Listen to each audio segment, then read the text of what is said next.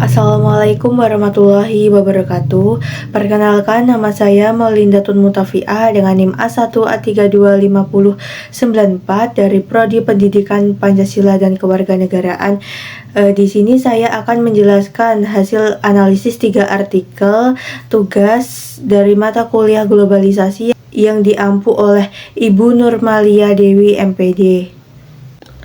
Baik, di sini saya akan menjelaskan artikel yang berjudul Budaya Lokal dalam Liberalisasi Pendidikan yang diawali dengan latar belakang. Globalisasi dan liberalisasi pendidikan memberikan kesempatan bagi Indonesia meningkatkan kualitas sumber daya manusia serta memperluas akses terhadap pendidikan bertaraf internasional. Namun, perkembangan tersebut juga membawa dampak negatif seperti semakin kuatnya pengaruh budaya asing, munculnya gaya hidup kebarat-baratan, dan berkurangnya kecintaan terhadap budaya lokal. Oleh karena itu, diperlukan upaya untuk memperkuat karakter bangsa, meningkatkan pemanfaatan teknologi dalam pendidikan, serta menjaga dan melestarikan budaya lokal agar identitas bangsa tetap terjaga. Konsep implementasi pendidikan. Pendidikan tidak hanya berfokus pada peningkatan kemampuan akademik, tetapi juga harus mengembangkan aspek moral, emosional, sosial, dan intelektual peserta didik secara seimbang. Proses pembelajaran perlu dikaitkan dengan kehidupan sehari-hari serta didukung oleh kerjasama yang baik antara keluarga dan sekolah. Dengan demikian, pendidikan dapat menghasilkan generasi yang mandiri, berkarakter, dan mampu menghadapi perkembangan dunia. Selanjutnya yaitu penguatan sekolah sebagai sistem sosial budaya. Sekolah memiliki peran penting sebagai tempat menanamkan nilai, norma, dan budaya bangsa kepada generasi muda. Selain menjadi tempat belajar, sekolah juga berfungsi menjadi identitas budaya nasional dan membentuk karakter siswa. Melalui pendidikan budaya, bangsa dapat terus dilestarikan meskipun masyarakat menghadapi berbagai pengaruh globalisasi. Penguatan jati diri dan kemandirian bangsa. Nilai-nilai budaya seperti gotong royong, kejujuran, kerja keras, dan kerukunan perlu ditanamkan melalui pendidikan. Selain itu, peningkatan kualitas sumber daya manusia dan pembentukan mental yang kuat sangat diperlukan agar bangsa Indonesia mampu bersaing di tingkat global tanpa kehilangan identitas nasionalnya. Selanjutnya itu peningkatan mutu pendidikan berbasis ICT. Kemajuan teknologi informasi dan komunikasi perlu dimanfaatkan untuk meningkatkan kualitas pendidikan. Penguasaan ilmu pengetahuan, teknologi, dan budaya menulis harus terus dikembangkan agar mampu mendukung kemajuan bangsa. Pemanfaatan dalam pendidikan juga dapat membantu meningkatkan kemandirian serta daya saing Indonesia di era modern pada saat ini. Selanjutnya itu penguatan akhlak budi pekerti mentalitas. Pendidikan harus mampu menanamkan nilai moral seperti kejujuran, tanggung jawab, toleransi, dan rasa cinta terhadap tanah air. Pembentukan karakter tidak hanya menjadi tugas sekolah, tetapi juga memerlukan dukungan keluarga dan masyarakat dengan menjadikan budaya lokal sebagai dasar pendidikan. Generasi muda diharapkan tumbuh menjadi pribadi yang berakhlak baik, memiliki karakter kuat, dan tetap bangga terhadap identitas bangsa. Nah, di sini saya juga akan menjelaskan masalah dan solusinya. Masalah yang pertama yaitu semakin berkurangnya ketertarikan generasi muda terhadap budaya lokal. Solusinya yaitu sekolah dapat menyelenggarakan kegiatan yang mengenalkan budaya daerah seperti penggunaan pakaian adat, pembelajaran seni tari tradisional, serta pengenalan cerita rakyat dan tradisi setempat. Masalah yang kedua adalah masuknya lembaga dan program pendidikan asing yang berpotensi mengurangi peran pendidikan nasional. Untuk mengatasinya, sekolah perlu memperkuat pembelajaran tentang Pancasila, sejarah Indonesia, dan kebudayaan nasional agar siswa memiliki rasa kebangsaan yang kuat. Masalah yang ketiga yaitu pandangan bahwa sekolah hanya berfokus untuk memperoleh ijazah. Solusinya, sekolah perlu menyediakan berbagai kegiatan ekstrakurikuler yang dapat mengembangkan keterampilan, kreativitas, kerjasama, tanggung jawab siswa. Masalah yang keempat adalah perkembangan teknologi yang belum diimbangi dengan kemampuan sumber daya manusia yang memadai. Solusinya yaitu sekolah dapat meningkatkan literasi digital melalui pelatihan bagi guru dan siswa serta mendorong penggunaan teknologi secara positif dalam pembelajaran. Masalah yang kelima adalah munculnya sikap individualis perilaku koruptif, dan rendahnya kepedulian sosial. Untuk mengatasinya, sekolah perlu membiasakan kegiatan gotong royong, kerja kelompok, bakti sosial, serta menanamkan nilai kejujuran, tanggung jawab, dan kepedulian sosial. Baik, di sini saya akan menjelaskan artikel yang berjudul Dinamika Pendidikan Islam dan Liberalisme Pendidikan di Indonesia yang diawali dengan latar belakang. Pendidikan Islam merupakan proses pembinaan dan pengembangan manusia yang bertujuan membentuk pribadi yang lebih baik dari segi intelektual, moral, maupun spiritual. Pendidikan memiliki peran yang sangat penting dalam mendukung kemajuan bangsa karena melalui pendidikan dapat lahir generasi yang berilmu, berkarakter, dan berakhlak mulia.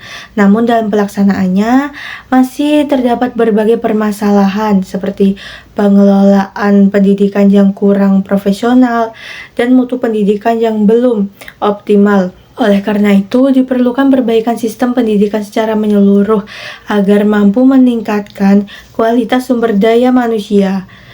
Selain itu, pendidikan harus tetap berorientasi pada pembentukan karakter dan pengembangan potensi peserta didik, bukan semata-mata menjadi sarana untuk memperoleh keuntungan finansial, sebagaimana yang sering terjadi dalam praktik liberalisasi pendidikan.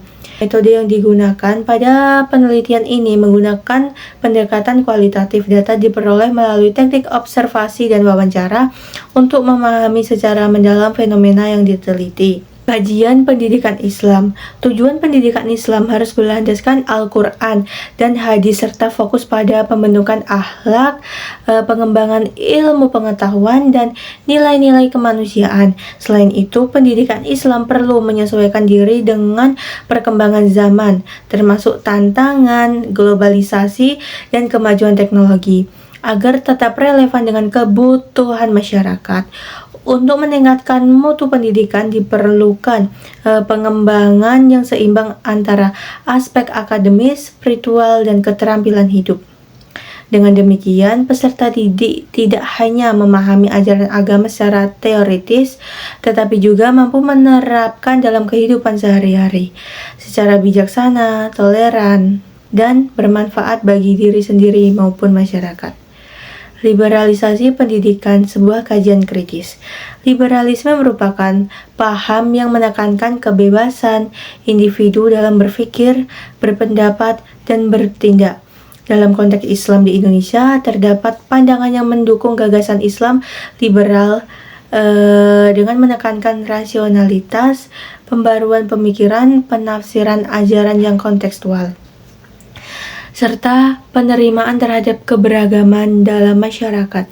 Namun di sisi lain, liberalisme juga menimbulkan perdebatan karena dianggap dapat mengubah dan melemahkan pemahaman terhadap akidah, syariat, dan otoritas keagamaan dalam Islam. Oleh karena itu, penerapan nilai-nilai liberalisme dalam kehidupan beragama perlu disikapi secara bijaksana agar tetap sejalan dengan prinsip-prinsip ajaran Islam. Liberalisme pendidikan. Pendidikan liberal merupakan sistem pendidikan yang menekankan kebebasan individu, rasionalisme, persaingan, serta pembaruan pendidikan agar mampu menyesuaikan diri dengan perkembangan zaman. Sistem ini mendorong peserta didik untuk berprestasi, berkompetisi, dan menggunakan pendekatan ilmiah yang modern dalam proses pembelajaran. Namun, pendidikan liberal juga mendapat kritik karena dinilai terlalu menekankan persaingan yang tidak selalu berlangsung secara adil, serta berpotensi mengabaikan perbedaan kondisi sosial dan ekonomi peserta didik. Meskipun demikian, liberalisasi pendidikan tetap dipandang sebagai salah satu upaya pembaruan kualitas, meningkatkan kualitas, efektivitas, dan relevansi pendidikan di era modern dalam penerapannya. Liberalisasi pendidikan memiliki 3 corak utama, yaitu liberalisme metodis, liberalisme direktif, dan liberalisme non-direktif. Implikasi pendidikan liberal terhadap pendidikan Islam. Pendidikan liberal mempengaruhi sistem, proses, dan kurikulum pendidikan dengan menekankan penguatan pengetahuan, keterampilan, serta kemampuan bersaing dalam masyarakat modern. Namun, dalam praktiknya, pendidikan seringkali terlalu fokus pada aspek kognitif sehingga pengembangan kreativitas, sikap, dan keterampilan peserta didik menjadi kurang optimal. Di sisi lain, pendidikan liberal dipandang mampu mendorong akses pendidikan yang lebih luas serta meningkatkan kualitas sumber daya manusia. Meskipun demikian, keberhasilan pendidikan dalam sistem ini cenderung diukur dari kemampuan individu untuk beradaptasi dan berkompetisi dalam lingkungan sosial dan ekonomi yang berlaku. Oleh karena itu, diperlukan keseimbangan antara pengembangan kemampuan akademik, karakter, kreativitas, dan keterampilan agar tujuan pendidikan dapat tercapai secara menyeluruh. Masalah dan solusi. Ada beberapa masalah dan solusi yang dapat saya jelaskan dalam artikel ini. Yang pertama yaitu mutu pendidikan Islam yang masih rendah. Solusinya dapat dilakukan dengan memperbaiki kurikulum agar lebih sesuai dengan kebutuhan zaman serta meningkatkan kualitas sarana dan prasarana pembelajaran. Masalah yang kedua adalah pendidikan yang masih bersifat doktriner. Untuk mengatasinya, guru dapat menerapkan metode pembelajaran yang lebih aktif seperti diskusi, debat, studi kasus, serta mendorong siswa untuk berpikir kritis, bertanya, dan menyampaikan pendapat. Masalah yang ketiga yaitu ketidakmerataan akses pendidikan. Solusinya yaitu pemerintah perlu memperluas bantuan pendidikan seperti pemberian beasiswa dan dukungan fasilitas belajar bagi siswa yang kurang mampu agar mereka memperoleh kesempatan pendidikan yang sama. Masalah yang keempat adalah kurangnya penghargaan terhadap perbedaan dan keberagaman. Solusinya yaitu kita harus menanamkan nilai-nilai toleransi, saling menghormati dan menghargai perbedaan serta ditanamkan sejak dini melalui pendidikan di sekolah, keluarga maupun lingkungan masyarakat. Baik, di sini saya akan menjelaskan artikel yang berjudul Pendidikan Kewarganegaraan di Tengah Tantangan Globalisasi yang diawali dengan latar belakang. Di era globalisasi, pendidikan kewarganegaraan memiliki peran yang sangat penting dalam memperkuat identitas nasional dan menanamkan nilai-nilai kebangsaan agar generasi muda tidak kehilangan jati diri. Pendidikan kewarganegaraan tidak hanya mengajarkan tentang hak dan kewajiban warga negara, tetapi juga menanamkan nilai-nilai Pancasila, kesadaran berkonstitusi, sikap demokratis, kemampuan berpikir kritis, empati sosial, serta kemampuan beradaptasi terhadap berbagai perubahan global. Oleh karena itu, pembelajaran kewarganegaraan perlu dikembangkan secara kontekstual dan aplikatif sehingga lebih dekat dengan kehidupan sehari-hari serta peserta didik. Selain itu, keberhasilan pendidikan kewarganegaraan memerlukan dukungan dari keluarga, sekolah, masyarakat, dan pemerintah agar dapat membentuk warga negara yang cerdas, berkarakter, bertanggung jawab, serta mampu bersaing di tingkat global tanpa kehilangan identitas dan nilai-nilai keindonesiaannya. Kajian teoritis pendidikan kewarganegaraan merupakan pendidikan yang bertujuan membentuk warga negara yang cerdas, kritis, demokratis, dan bertanggung jawab. Berdasarkan nilai-nilai Pancasila serta Undang-Undang Dasar Negara Republik Indonesia tahun 1945, pendidikan kewarganegaraan tidak hanya mengajarkan pengetahuan tentang hak dan kewajiban warga negara, tetapi juga mengembangkan karakter, partisipasi, dan tanggung jawab sosial melalui peran sekolah, keluarga, dan masyarakat. Di era globalisasi, pendidikan kewarganegaraan berfungsi sebagai benteng untuk menjaga identitas nasional, menanamkan nilai-nilai kebangsaan, serta membekali generasi muda agar mampu menghadapi persaingan global. Dengan demikian, generasi muda diharapkan dapat berkompetisi di tingkat internasional tanpa meninggalkan nilai-nilai luhur dan jati diri bangsa Indonesia. Metode penelitian digunakan yaitu metode kualitatif yang berfokus pada analisis data primer dan sekunder. Tujuan dan urgensi pendidikan kewarganegaraan. Pendidikan kewarganegaraan berperan penting dalam membentuk karakter bangsa dengan menanamkan nilai-nilai kebangsaan, cinta tanah air, dan tanggung jawab, dan demokrasi dan integrasi berdasarkan Pancasila.